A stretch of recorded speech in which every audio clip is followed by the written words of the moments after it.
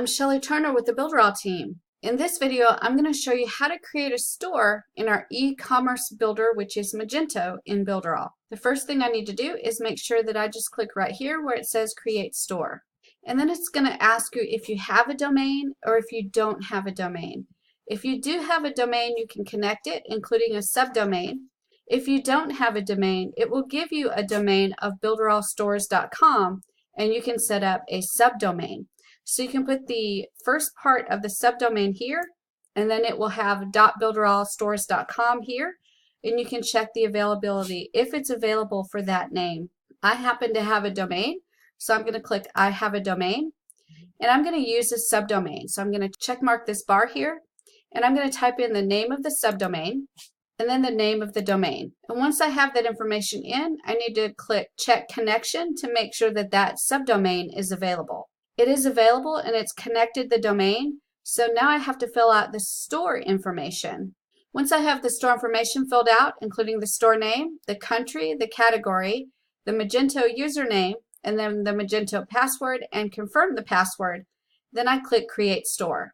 And in the background, it's creating the store for me, including adding everything I need to be able to start configuring Magento once it's finished. This could take up to 5 minutes to complete. Once your store is finished installing, you'll get a message that says your store is running, and you'll see 3 new buttons on your screen. So let's talk about what all you can do on this screen alone. Let's go up to the top right hand side over here, and you've got an exit button. This will allow you to exit the e-commerce builder, and it will take you back to a login screen where you can get back into the e-commerce builder, but it will not take you back to the dashboard. Then you've got Magento Help. If you click this, you'll be able to get some Magento help by going to the magento.com website, and you'll see some videos there that will help you set up your store. You've also got the Call Support button. This will take you straight into the Builderall dashboard and into the support area where you can submit a ticket, or you can contact live support to get help for your Magento store. And then you've got these 3 buttons here. The first one is Open Store. Let's go ahead and click that and see what happens. So this takes you to your store with all of the default settings that are currently in your store. So you can see that it sets up just a basic site with basic information, and it's also got some items that are in there by default that you can see, and you can see how it has a category of hot sellers right now. So these are all configurable, and we can change all of this inside of Magento. Let's go back to our Magento dashboard. The next button we're going to look at is Open Admin.